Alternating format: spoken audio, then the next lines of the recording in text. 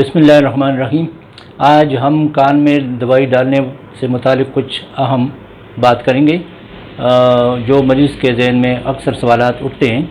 तो ये बात समझने से पहले हम ये कान की साख्त या उसकी एनाटमी की तरफ जाएंगे। अगर आपको ये तस्वीर नज़र आ रही है तो कान के एक्चुअली 3 हिस्से होते हैं, बैरूनी कान या एक्सटर्नल ईयर, जो यहाँ से जो बाहर में नज़र आता है कान, और फिर उसकी कान की नाली, और फिर टेम्पेनिक मेम्ब्रेन या कान के पर्दे तक, ये एक्सटर्नल ईयर है।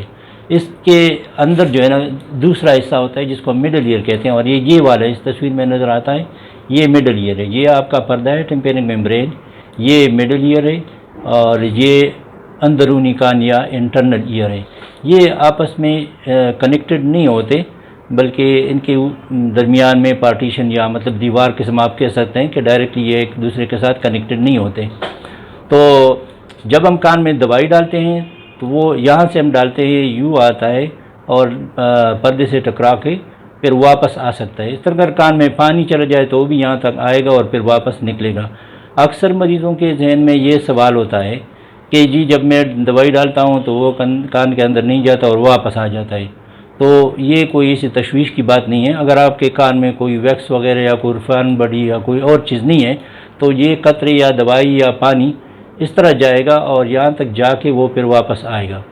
हाँ, अलबत्ता अगर आपके कान के पर्दे में सुराख है तो वो दवाई या पानी उससे अंदर जाके मिडल ईयर में जाएगा, और फिर मिडल ईयर से यहाँ पे एक दूसरा कनेक्शन होता है जो हमारे हल्क में, यहाँ पे ये स्टेशन ट्यूब उसके कहते हैं।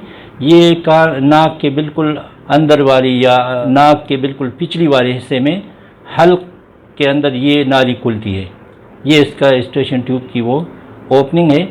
तो अगर आपके कान में सुराख है तो जब आप यहाँ पे दवाई डालते हैं या पानी उसमें अंदर जाए तो वो मिडल ईयर में आके इस स्टेशन ट्यूब के ज़रिए फिर हल्क में उसका असर या आपको महसूस हो सकता है। तो पहला वाला सवाल जो ये कि कान में मैं दवाई डालता हूँ वो वापस आ जाता है, तो अगर आपके पर्दे में कोई सुराख वगैरह नहीं है तो नेचुरली वो वापस आएगा।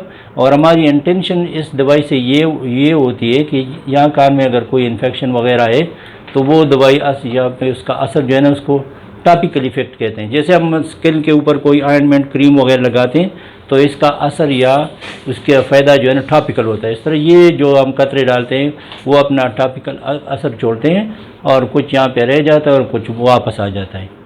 इस तरह रमज़ान के अभी जो इंशाअल्लाह रमज़ान शुरू हो रहा है तो एक क्वेश्चन जो आम लोग पूछते हैं कि जी अगर हम दवाई डाल दें कान में तो उससे रोज़ा हमारा टूटेगा कि नहीं टूटेगा।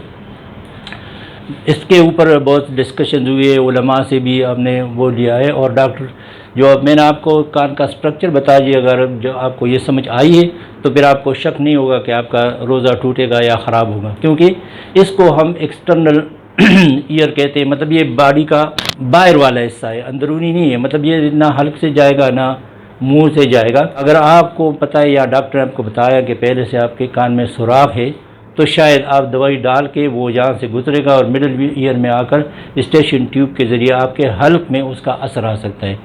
तो उस सूरत में अगर आप दवाई डालें तो शायद आपके रोज़े को मतलब ख़तरा हो सकता है। लेकिन अगर आपका कान ठीक है, पर्दा सही है, जैसे मतलब हम वैक्स को सॉफ्ट करने के लिए जो दवाई डालते हैं तो वो उस सूरत में मरीज़ का चूँकि बाकी जो कान है वो सही होता है, सिर्फ दवाई यहाँ तक आती है और वापस आ जाती है। या अगर आप कान की सफाई करें और उसमें पानी डालें तो इससे भी रोज़े में खलल नहीं होता।